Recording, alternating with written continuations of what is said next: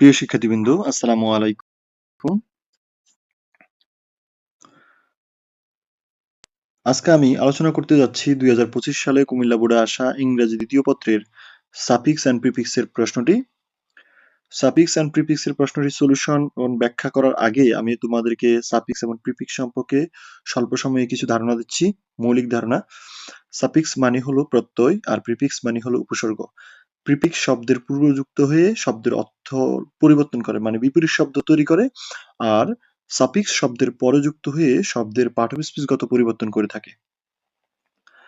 এখন এই আমাদের এই কোশ্চেনটি সলিউশন করার ক্ষেত্রে যে বিষয়গুলো মাথায় রাখতে হবে বা যে জিনিসগুলো আমাদের প্রয়োজন সেটা হলো এই বাক্য সম্পর্কে এই বাক্যগুলোর অর্থ জানা। অর্থ কেন জানবো? আমাদের যে সাফিক্স প্রিফিক্স এর যে প্রশ্নগুলো রয়েছে তার মধ্যে সর্বনিম্ন একটি হইলেও প্রিফিক্স হবে, আর প্রিফিক্সটা তোমাকে অবশ্যই অর্থ দিয়ে সঠিক আনসার বের করতে হবে। আর বাকি যেগুলো থাকবে সেগুলো সূত্র রয়েছে। সাফিক্সের কয়েকটা বিভিন্ন বই বেদে 23, 24টা, 25টা রয়েছে সূত্র। সেই সূত্র অনুযায়ী আমাদের কাজটা করতে হবে। এই সাফিক্সটা নির্ণয় করার সময় তোমাকে কি করতে হবে? সাফিক্সটা বসানোর পূর্বে যে শূন্যস্থান রয়েছে এবং শূন্যস্থানের সাথে যে ব্র্যাকেট রয়েছে, আহ,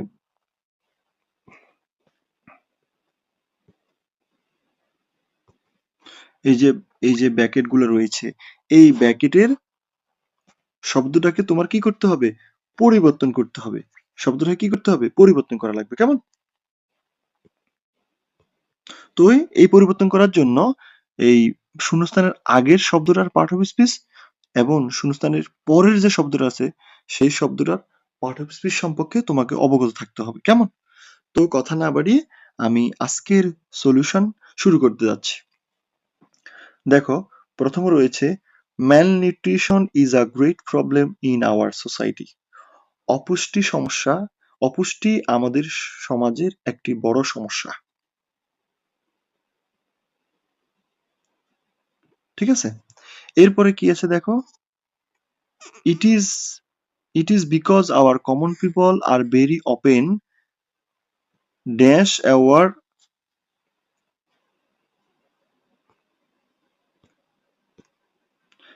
aware of the food value. এটার কারণ হলো এটার কারণ হলো আমাদের সাধারণ মানুষের সাধারণ মানুষের প্রায় খাদ্যের গুণাগুণ সম্পর্কে অসচেতন। এটার অর্থ হলো এটা। এখন এখানে লেখা আছে, এই যে এখানে ব্র্যাকেট লেখা আছে, এখানে সচেতন লেখা আছে। অ্যাওয়ার মানে সচেতন। তাহলে এটার বিপরীত শব্দ করতে হলে অবশ্যই প্রিফিক্স যুক্ত করা লাগবে। অ্যাওয়ার এর বিপরীত করতে হলে এটার সাথে আন প্রিফিক্স যুক্ত করতে হবে। তাহলে কি হবে? আনঅ্যাওয়ার। কি হবে? অ্যান্সারটা হবে আনঅ্যাওয়ার। আন যুক্ত করতে হবে। কি যুক্ত করতে হবে? আন যুক্ত করতে হবে। আন যুক্ত করলে আমাদের সঠিক অ্যান্সারটা হবে। ওকে, আমরা পরবর্তীতে যাই।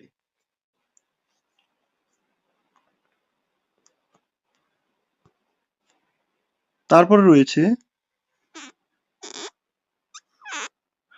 দে don't know which foods are dash nutrition and which food are not. এর অর্থ হলো, মানে সঠিক অর্থটা এরকম যে তারা তারা জানে না কোন খাবার পুষ্টিকর, কোন খাবার পুষ্টিকর নয়। কেমন? এই যে এটা আমরা কিভাবে করব? এই যে নিউট্রিশন অর্থ পুষ্টি, কিন্তু আমি বলছি পুষ্টিকর। নিউট্রিশন অর্থ পুষ্টি, আমি বলছি পুষ্টিকর। তাহলে এটাকে পুষ্টিকর করতে হলে এই পুষ্টিকরের ইংলিশটা কি সেটা এখানে বসানো লাগবে। এখন সূত্রটা হলো, আমি যে বলছি যে সাফিক্স করার ক্ষেত্রে শূন্যস্থানের আগের শব্দটা এবং শূন্যস্থানের পরের শব্দটা তোমাকে বিবেচনা করতে হবে। এখন শূন্যস্থানের পরে রয়েছে অ্যান্ড এর কোনো সূত্র নেই। আছে এই যে আর আছে না, অক্সিলারি ভার্ব সূত্র রয়েছে। সূত্রটা হলো এরকম, কোন সেন্টেন্সে টু বি ভার্ব গুলো মানে অক্সিলারি ভার্ব গুলো যদি মেন ভার্ব হিসেবে বসে, তাহলে শূন্যস্থানে যেই শব্দটি থাকবে সেটা হয়ে যাবে অ্যাজেক্টিভ। সেটা হয়ে যাবে কি?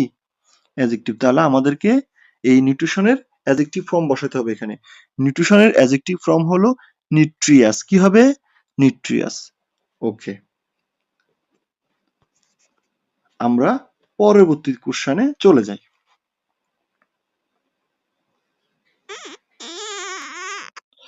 They only prepare costly and dash test food এর অর্থ হলো তারা শুধুমাত্র দামি এবং সুস্বাদু খাবার পছন্দ করে।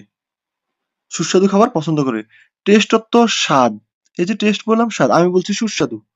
তাহলে এই সুস্বাদু ইংলিশটা আমাদের এখানে লেখা লাগবে। এখন দেখো সূত্রটা কি? সূত্র এখানে দুটো সূত্র কাজ করছে। একটা সূত্র হলো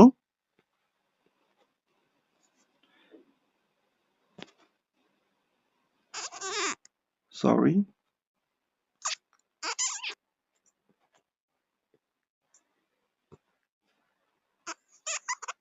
এই যেখানে ফুড রয়েছে, ফুড সূত্র হলো নাউনের পূর্বে যদি, পূর্বে মানে আগে, নাউনের পূর্বে যদি শূন্যস্থান থাকে, উক্ত শূন্যস্থানের শব্দটি হয়ে যাবে, ব্র্যাকেটের শব্দটি হয়ে যাবে অ্যাডজেক্টিভ।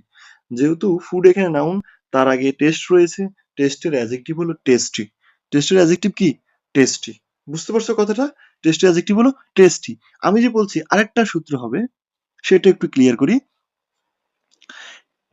কোনো সেন্টেন্সে অ্যান্ড অথবা অর দ্বারা যদি দুইটা শব্দ যুক্ত হয়, অ্যান্ড এবং অর এর পূর্বে যেই শব্দটি যেই পার্ট অফ স্পিচে থাকবে, অ্যান্ড অথবা অর এর পরের শব্দটা একই পার্ট অফ স্পিচ হবে। এখানে যে দেখতেছো কস্টলি শব্দটা, এখানে কস্টলি অ্যাজেক্টিভ, ব্যয়বহুল। কেমন? কস্টলি অর্থ ব্যয়বহুল। এরপরে যে শব্দ টেস্ট আছে, টেস্টটাও কি হয়ে যাবে? টেস্টি হয়ে যাবে। যেহেতু এন্ড এর আগেরটা অ্যাডজেক্টিভ, এন্ড এর পরেরটা কি হবে? অ্যাডজেক্টিভ হবে। এখন তোমাদের অনেকের ধারণা আছে যে শব্দের সাথে এলওয়াই যুক্ত হইলেই সেটা অ্যাডভার্ব। না বাবা, মনে রাখবা নাউনের সাথে এলওয়াই যুক্ত হলে সেটা অ্যাডজেক্টিভ। যেমন বাদারের সাথে যদি তুমি এলওয়াই যুক্ত করো, বাদারলি। হ্যাঁ, তারপর ফাদারের সাথে যদি তুমি এলওয়াই যুক্ত করো, ফাদারলি। এগুলো কিন্তু অ্যাডজেক্টিভ। ফ্রেন্ডের সাথে যদি এলওয়াই যুক্ত করো, তাহলে সেটা ফ্রেন্ডলি, সেটাও অ্যাডজেক্টিভ। এখানে কষ্টত্ব ব্যয়, এটা নাউন। অ্যালয় যুক্ত করছি, সেটা কি হয়েছে? অ্যাডজেক্টিভ হয়ে গেছে। তাহলে আমাদের সঠিক অ্যান্সার হলো কি? টেস্টি। কেন বললাম? যে নাউনের পূর্বে শূন্যস্থান আছে, এজন্য কি শূন্যস্থানের শব্দটা কি হবে? অ্যাডজেক্টিভ হবে। আবার একটা সূত্র বললাম যে এন্ড দ্বারা দুটো শব্দ যুক্ত হলে বা অর দ্বারা দুটো শব্দ যুক্ত হলে, এন্ড অথবা অরের পূর্বে যেই পার্ট অফ স্পিচ থাকবে, এন্ড অথবা অরের পরেরটাও একই পার্ট অফ স্পিচ হবে। চলো আমরা পরবর্তী প্রশ্নটা দেখি।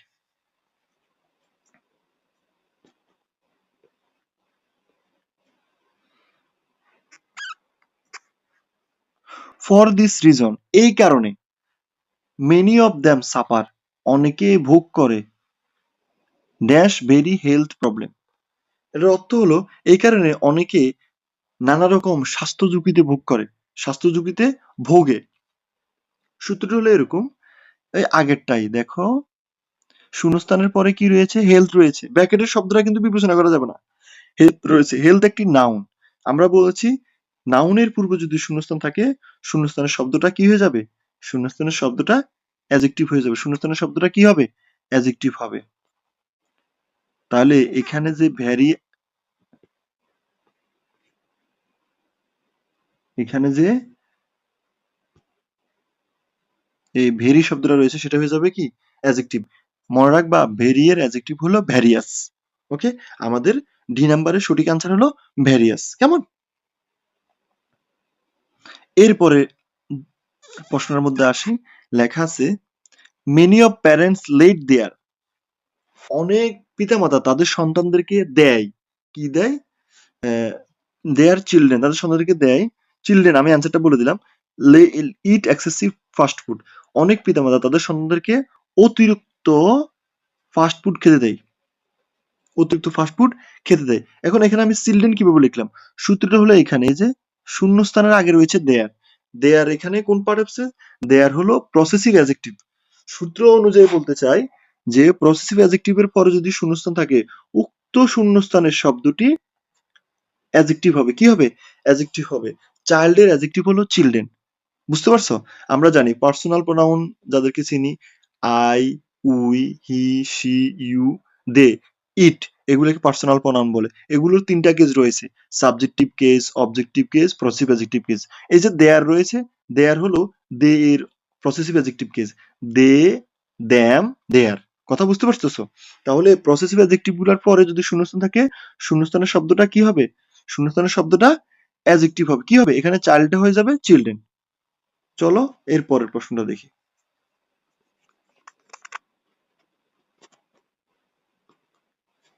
এরপরে রয়েছে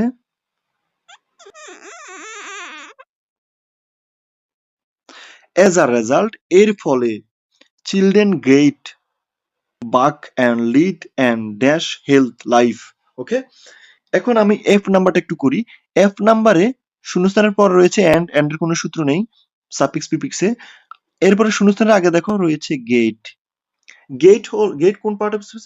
গেট হলো লিঙ্কিং ভার্ব। কেমন? লিঙ্কিং ভার্ব গেট ছাড়াও আরো রয়েছে অ্যাপিয়ার, টেস্ট, রিমাইন্ড, হ্যাঁ, এগুলোকে লিঙ্কিং ভার্ব বলবে। সূত্র হলো লিঙ্কিং ভার্বের পরে যদি শূন্যস্থান থাকে, লিঙ্কিং ভার্বের পরে যদি শূন্যস্থান থাকে, উক্ত শূন্যস্থানের এই যে ব্র্যাকেটের শব্দটা তখন কি হয়ে যাবে? অ্যাডজেক্টিভ হয়ে যাবে। এই বাক অর্থ হলো স্থূল। কেমন? এটার এটার অ্যাডজেক্টিভ হলো বাকি। কি হবে? বাকি। ওকে, BULKY, বাকি। সূত্র বুঝতে পারতেছো? লিঙ্কিং ভার্বের পরে শূন্যস্থান থাকলে শূন্যস্থানে কি হবে? অ্যাডজেক্টিভ হবে। তারপর দেখো lead and dash healthy life. আমাদের এই আর্টিকেলের একটা সূত্র আছে, প্রথমটা বলি। আর্টিকেলের পরে শূন্যস্থান থাকলে শূন্যস্থানে নাউন বসে, কিন্তু এখানে নাউন হবে না, এখানে অ্যাডজেক্টিভ হবে। এই সূত্রের অর্থের সাথে মিলিয়ে এই সূত্রের আমরা অ্যাপ্লাই করলে আমাদের অ্যান্সার হবে না। আমাদের আরেকটা সূত্র রয়েছে, এই যে দেখো এখানে লাইফ রয়েছে, লাইফ এখানে নাউন রয়েছে। আমরা আগেও বলেছি এরকম সূত্র দিয়ে যে লাইফের এই যে অ্যাডজেক্টিভ, এই নাউনের পূর্বে যদি শূন্যস্থান থাকে, উক্ত শূন্যস্থানের শব্দটা কি হবে? অ্যাডজেক্টিভ। উক্ত শূন্যস্থানের শব্দটা কি হবে? অ্যাডজেক্টিভ হবে। কি হবে? অ্যাডজেক্টিভ। এখন হেলথের অ্যাডজেক্টিভ হলো হেলদি। যদি আমরা হেলদিটা বসাই তাহলে অর্থটা কেমন হয়? অ্যাজ এ রেজাল্ট, এর পরে children get busy and lead and healthy life. যদি বুঝি এমন হয় যে অতিরিক্ত ফাস্টফুড খাওয়ালে বাচ্চারা মোটা হয়ে যায় এবং সুস্থ জীবন যাপন করে, এটা কি সত্য? না, অসুস্থ জীবন যাপন করে। এখন অসুস্থ বানাতে হলে এই যে হেলদি শব্দটার কি বানাইতে হবে? বিপরীত শব্দ। হেলদি এর বিপরীত শব্দ আনহেলদি। হেলদি এর বিপরীত শব্দ কি? আনহেলদি। হেলদির বিপরীত শব্দ কি? আনহেলদি। বুঝতে পারছো? এখানে সাফিক্স প্রিফিক্স দুটাই রুলস এখানে অ্যাপ্লাই করা লাগবে আমাদেরকে। এখন তোমরা হয়তো বুঝতে পারো যে সবগুলো শব্দের আগে শুধু আন লাগাই দিলে মনে হয়, আন যুক্ত করলে মনে হয় সেটা বিপরীত শব্দ হবে, এমন না কিন্তু। এটা কিন্তু অনেক ধরনের প্রিফিক্স রয়েছে। সাধারণত তোমরা ওই যে সাফিক্স প্রিফিক্স এর যেই চ্যাপ্টার রয়েছে ওখানে এগুলো দেওয়া আছে, তোমরা একটু মুখস্থ করে নেবে কাইন্ডলি। কেমন? চলো আমরা পরবর্তী প্রশ্নের দিকে যাই। আমাদের পরবর্তী প্রশ্ন রয়েছে, দেখো, দো some people spend mass money for food, যদিও কিছু মানুষ খাবারের জন্য অনেক টাকা ব্যয় করে, দে হার্ডলি আন্ডারস্ট্যান্ড, তারা কদাচিৎ বুঝতে পারে the important of balanced diet, and for eating proper diet their children suffer from the deficient of vitamins, mineral or other elements of food and food. তারপরে ফর দিস রিজন, এটা পরে বলবো। তাহলে যদিও কিছু মানুষ খাবারের জন্য অনেক টাকা খরচ করে, কিন্তু তারা কদাচিৎ সুষম খাদ্যের গুরুত্ব বুঝতে পারে, এবং তাদের বাচ্চাদের অপর্যাপ্ত খাবারের কারণে যে অভাবে যে অপর্যাপ্ত অপর্যাপ্ত খাবারের অপর্যাপ্ত খাবারের কারণে যে বাচ্চাদের বিভিন্ন উপাদানের অভাব দেখা দেয়, সে সম্পর্কে তারা বুঝতে পারে না। বিভিন্ন উপাদান রয়েছে, ভাইটামিনস রয়েছে, মিনারেলস রয়েছে, খনিজ যেটাকে বলে, আর আদার এলিমেন্ট, অন্যান্য উপাদানের যে অভাব দেখা দেয় সেটা তারা কদাচিৎ বুঝতে পারে। কেমন?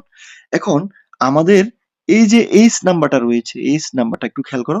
এইচ নাম্বারের এইচ এর আগে যে শব্দটা রয়েছে সেটা হলো দা, এটা একটা আর্টিকেল। এবং দেখো এই যে শূন্যস্থানের পর রয়েছে অব, কি রয়েছে? অব রয়েছে। অবের দিকে খেয়াল করছো? অব রয়েছে। ঠিক আছে? এখন আমাদের সাফিক্স প্রিফিক্সের সূত্র হলো বাবা যে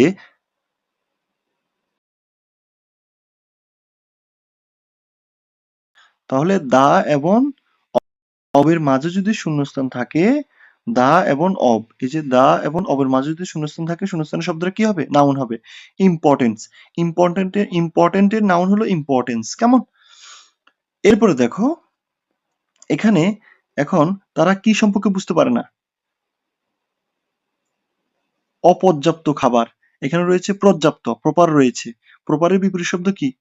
অপর্যাপ্ত, ইমপ্রপার। এখানে ইম প্রিফিক্সটা যুক্ত করলে কি হয়ে যাবে? আমাদের অ্যান্সার হয়ে যাবে। এরপরে পরবর্তী প্রশ্নটা, সর্বশেষ প্রশ্নটা আমরা করতেছি, সলিউশন করতেছি, একটু দেখো। সর্বশেষ দেওয়া আছে দেখো শূন্যস্থানের আগে রয়েছে একই সূত্রে শূন্যস্থানের আগে রয়েছে আর্টিকেল দা আর পরে রয়েছে অব। আমরা আগেই বলেছি শূন্যস্থানের আগে যদি দা থাকে এবং শূন্যস্থানের পরে যদি অব থাকে তাহলে মাঝে যেই শব্দটা বসবে সেটা হবে নাউন। এই ডেফিসিয়েন্টের নাউন হলো ডেফিসিয়েন্সি। ডেফিসিয়েন্সির নাউন কি? ডেফিসিয়েন্টের নাউন কি? ডেফিসিয়েন্সি। বুঝতে পারছো? তাহলে আজকে আমরা এ পর্যন্ত এখানে রাখলাম আলোচনা। পরবর্তী ভিডিওর জন্য অপেক্ষা করো। আর আমার ভিডিও যদি তোমাদের ভালো লাগে তোমরা লাইক, কমেন্ট, শেয়ার করে সঙ্গে থাকবা। আল্লাহ হাফেজ।